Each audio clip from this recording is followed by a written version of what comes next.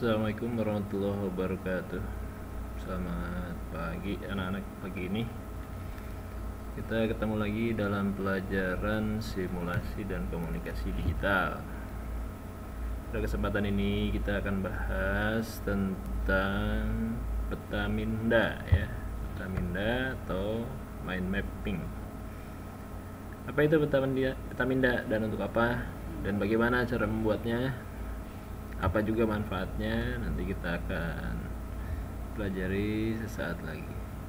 Sebelumnya pastikan kita betul-betul siap untuk mengikuti pembelajaran simulasi dan komunikasi digital ya.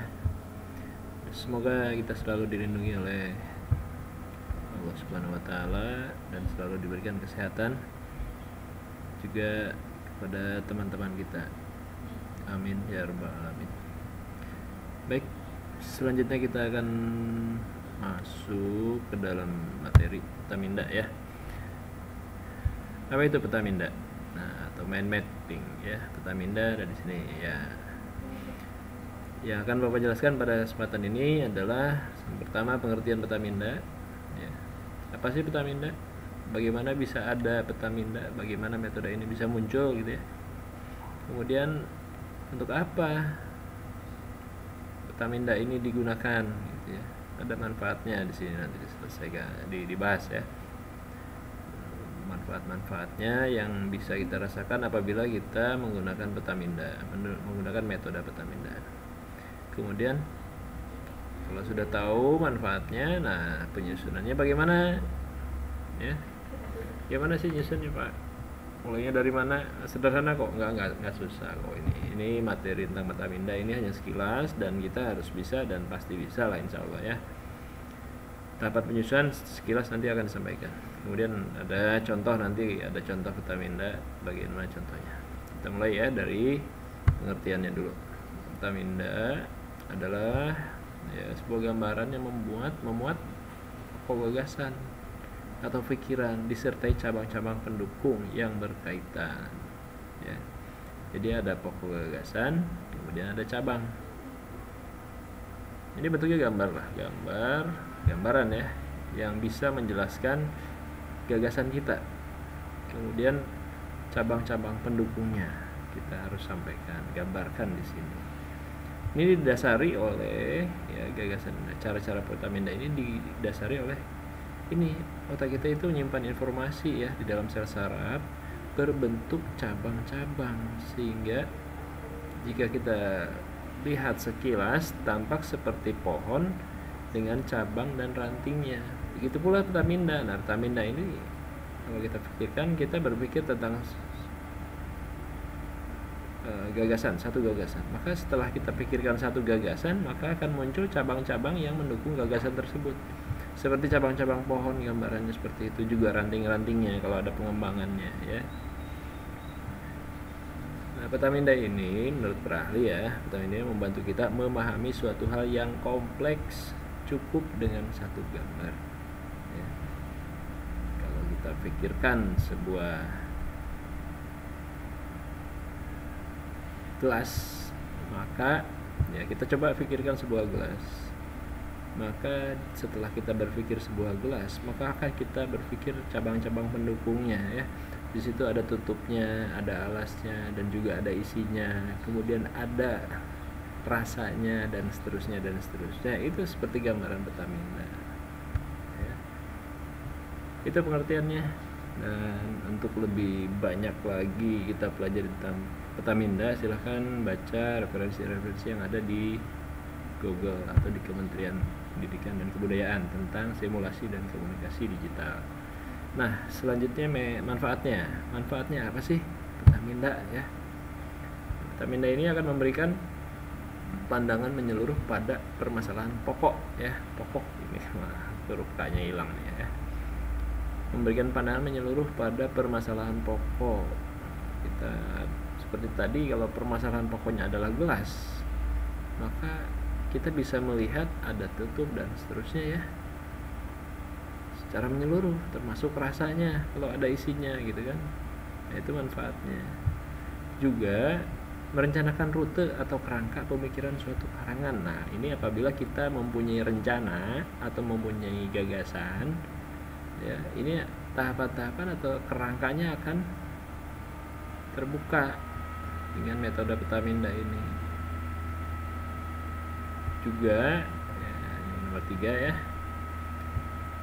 dapat mengumpulkan sejumlah besar data di suatu tempat. Nah, contoh sederhana tadi kan ada gelas ya, data di suatu tempat itu di situ ada tutup, ada alas, ada isi, ada minuman, ada rasa, ada warna, ada yang lainnya ya. Itu contoh. Selanjutnya, dapat mendorong pemecahan masalah dengan kreatif. Nah, dengan kreatif seperti apa? Tadi kita contohkan sebuah gelas, kemudian ada tutup dan alasnya, itu kita bisa kembangkan lagi. Ini tutupnya berwarna hitam atau biru gitu ya. Tutupnya berbentuk seperti apa, itu bisa digambarkan. Alasnya juga bentuknya seperti apa. Kemudian minumannya seperti apa. Rasanya ingin bervariasi, disebutkan juga ada rasa anggur, ada rasa jeruk, ada rasa jambu misalkan. Itu silahkan ya. Itu akan membuat kita lebih kreatif lagi. Itu manfaat penggunaan metode Petaminda. Kenapa kita harus pelajari ini? Karena manfaatnya banyak ya. Ini tidak hanya untuk pelajaran ini ya, pelajaran simulasi digital, tapi untuk seluruh pelajaran, bahkan untuk di luar sana. Apabila kita di tempat kerja atau dalam sebuah lingkungan organisasi pemuda Karang Taruna misalkan ya, itu bisa kita memecahkan masalah dengan metode ini. Nah, selanjutnya, nah kita sudah tahu ya pengertian Petaminda seperti itu, kemudian manfaatnya itu sangat bermanfaat lah buat kita ya, sangat bermanfaat. Apalagi kalau kita sudah coba ya. Tahap penyusunannya bagaimana? Nah, tahap penyusunannya ya cukup 3 tahap ini saja. Yang pertama adalah judulnya, kita tentukan dulu judulnya apa. Contohnya tadi adalah gelas. Kemudian membuat cabang-cabang utama. Nah, cabang utamanya apa tadi? Tutup, alas, dan isi gitu ya. Kemudian mengembangkan cabang utama. Nah, mengembangkan cabang utama tadi adalah tutup, alas, dan isi. Tutupnya warna merah, warna ini ada bermotif, alasnya juga bermotif berwarna, kemudian isinya juga berwarna, kemudian ada teksturnya, ada rasanya. Itu namanya pengembangan ya. Nah, sampai sini tahapan penyusunan Petaminda itu mudah ya sebetulnya ya, tinggal kita coba, nggak rumit ya. Kita coba. Nah, ini saya buatkan contoh Petaminda. Ini contohnya tentang meja. Nah, sama kan? Meja hanya sederhana, sebuah meja. Meja itu memiliki fungsi kan? Ada fungsi ya. Fungsinya ada. Nah, di sini ada fungsi. Kemudian ada perkembangan. Ya. Meja ini ke depannya. Nah, ini ada perkembangan. Ini perkembangannya dari mana? Itu tergantung masing-masing pembuat ya. Bahannya apa, ada yang plastik, ada yang kayu, ada yang besi kan, itu perkembangan. Ini boleh dituliskan jenis-jenis bahannya, desain-desainnya gitu ya. Ini perkembangan. Kemudian di masa depan bagaimana? Ya mungkin desainnya tidak hanya ya, misalkan meja itu hanya kotak gitu ya, kakinya 4. Bisa saja desainnya kakinya ada 5, ada 8 dan seterusnya gitu kan. Atau di masa depan itu meja itu bisa turun naik sendiri hanya dengan 1 tombol gitu kan. Itu pemikiran kita ada meja di masa depan ya, dan seterusnya gitu kan. Kalau ini untuk ke depan mungkin biaya produksinya dihemat lagi ya, bisa. Ini contohnya. Ini salah satu cabang dari sebuah meja. Meja itu mempunyai fungsi, dapat dikembangkan, kemudian di masa depan akan bagaimana. Nah, kemudian ada ide baru. Kalau ada ide baru, di sini tampilkan ide barunya. Faktor estetika atau elemen estetika, ide barunya. Oh, ini Pak, mejanya kalau di ruangan kantor saya pengen seperti ini, bisa dilipat, bisa nempel di tembok gitu ya. Jadi menghemat ruang bisa, ini juga ya. Dan seterusnya ide baru ini tidak terbatas. Semakin banyak kita mencoba, semakin banyak ide baru. Semakin banyak orang yang terlibat di sini, ide baru akan semakin banyak. Ini contoh ya, ini meja, terdapat fungsi, ada pengembangannya, ada masa depannya, ada cabang di dalam cabang atau rantingnya ya, bahannya apa, yang membuatnya siapa gitu kan, desainnya ada berapa macam, ini cabang dari cabang. Selanjutnya ya, ini contoh petaminda sederhana dari meja ya. Ini gagasannya adalah meja atau pokok pikirannya adalah meja. Itu contoh kalau kita buat sebuah petaminda, hal yang sederhana. Semua yang terkait dengan pokok pikiran ini bisa dibuatkan di dalam cabangnya. Oke, cukup materi hari ini. Kemudian selalu Bapak akhiri dengan tugas. Tugasnya adalah buatlah petaminda dengan tulis tangan saja ya, yang menjelaskan tentang rumah. Pikiran utamanya atau topik utamanya adalah rumah.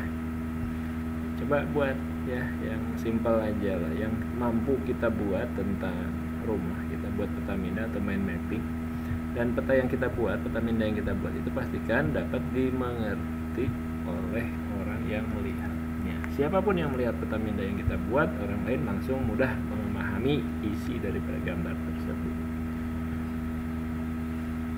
Cukup.